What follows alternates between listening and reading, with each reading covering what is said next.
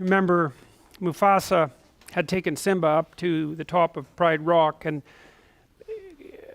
described to him the fact that his kingdom essentially constituted everything that the light touched. And you can think about that as the domain of the, roughly speaking, of the Great Father, with the domain of the Great Mother on the outside of that, that being symbolically equivalent to the underworld or to death or to nature. All of those things seem to be approximately equally true. And he forbade Simba from going to investigate what was beyond the confines of the light. And in some sense, that's exactly what a tradition does for you, because the tradition is precisely what defines the domain of the light. And to be moral from the perspective of the tradition, it's akin to playing a Piagetian game, but only adhering to the rules. You know how Piaget described the fact that when kids first master a game, they learn how to act it out, and then they learn what the rules are, and then they regard the rules in some sense as sacred.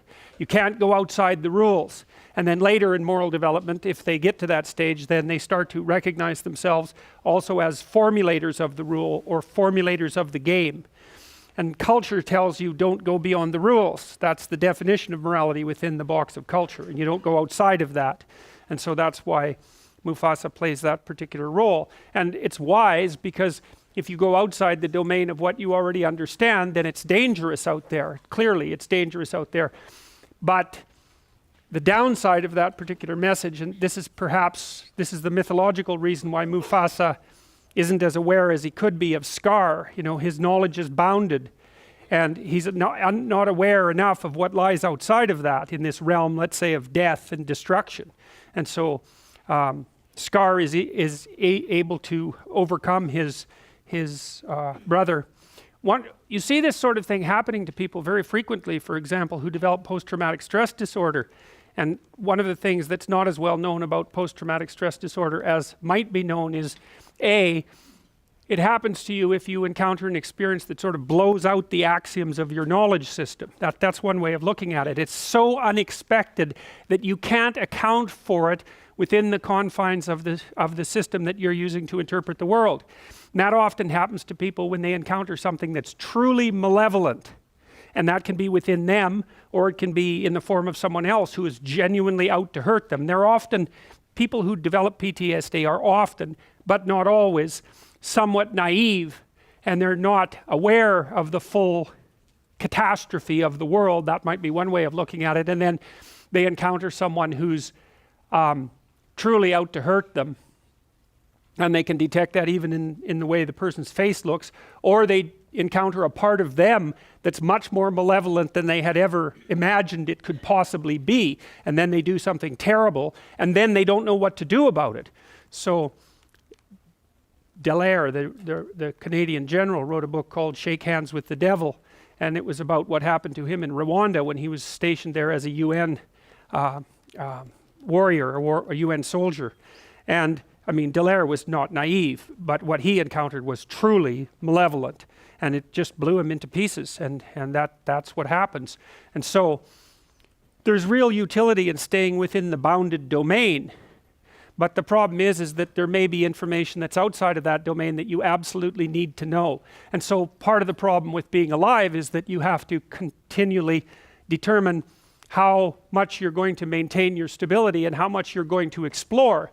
And you have to explore because the stable part of you gets outdated. But if you explore too much or too unwisely, then you can encounter things that flip you upside down. It's actually one of the problems with being high in trait openness, especially if you're also high in neuroticism. Because if you're open, you're creative, you're always looking for ideas that are outside of your current systematic way of thinking. But if you're high in neuroticism, so you experience a lot of anxiety and emotional pain and that sort of thing, you can continually upset your own apple cart. Now, the other thing that you might want to think about, this is really useful as far as I'm concerned, is you might want to think about this politically. And we've been doing a lot of work. I'm going to have one of my graduate students actually come and talk to you about the work we've been doing on personality and political belief. So what happens with political belief is that if you're high in openness and low in conscientiousness, you tend to be a liberal. The openness being the particularly important part of that. And if you're low in openness and high in conscientiousness, especially orderliness, you tend to be a conservative. Now it's kind of strange because openness and conscientiousness aren't very highly correlated.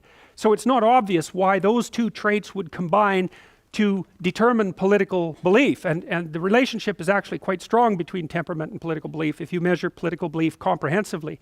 But it seems to me that the fundamental distinction, and this is the political game, at least along the liberal conservative axis, boils down to one thing. It boils down to how open borders should be compared to how closed they should be. And you can see that reflected, for example, in the attractiveness of Trump to a large part of the general population, because he's going to close the borders, build a wall, and fortify the borders. And conservatives like that. They like to have borders between things stay tight. And they don't even care if it's state borders, or political borders, or town borders, or ethnic borders, or borders between ideas, or borders between sexual identities. Conservatives like to have things stay in the damn box where they belong. Partly because they're orderly, and partly because they're low in openness. They don't get any they're not interested in what happens if you free up your conceptions. All they see in that is the probability of disorder. Whereas liberals, who are high in openness and low in conscientiousness / orderliness, they get a real charge out of letting things out of the box so that they can creatively interplay. Now the issue is, who's correct? And the answer is, you don't know. Because the environment underneath the political landscape moves. And so sometimes the right answer is tighten up the borders and fortify. And sometimes the right answer is no, loosen things up because everything's getting too static and tight and we need more information. And the dialogue that occurs in the political landscape, this is why dialogue is so important, is fundamentally between these two opposing views of borders. And because you can't say with certainty which one is right at any given time, an open dialogue has to maintain itself so that the entire political state can maneuver properly along that moving line. It's absolutely crucial. It's really, really, really useful to know that people vote their damn temperament. It gives you more of an understanding, at least in principle, of those who sit on the other side of you on the political fence. And there's been recent newspaper articles, quite interesting.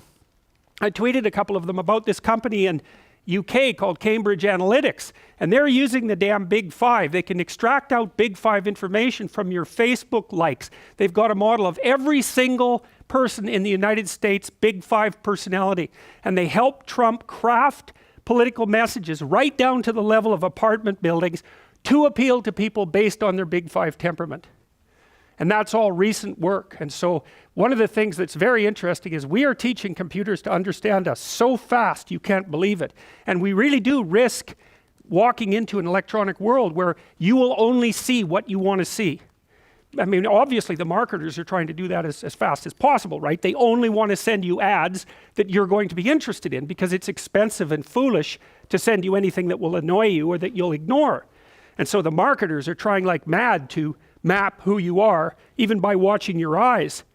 They're trying to figure out who you are so they can send you the right information, but the danger is that that'll happen, say, in the domain of news and broader information, increasing this tendency for people to be siloed in their exposure to the external world. It's sort of like each of us is becoming a micro-celebrity surrounded by electronic sycophants who do nothing but tell us exactly what we want to hear. It's a real problem. Karl Popper, a famous philosopher of science, said that one of the things that you should do, and this is akin to the Piagetian view, is you should always look for information that contradicts your current viewpoint. Now that's painful, right? Because who wants their axioms contradicted? It can take you apart.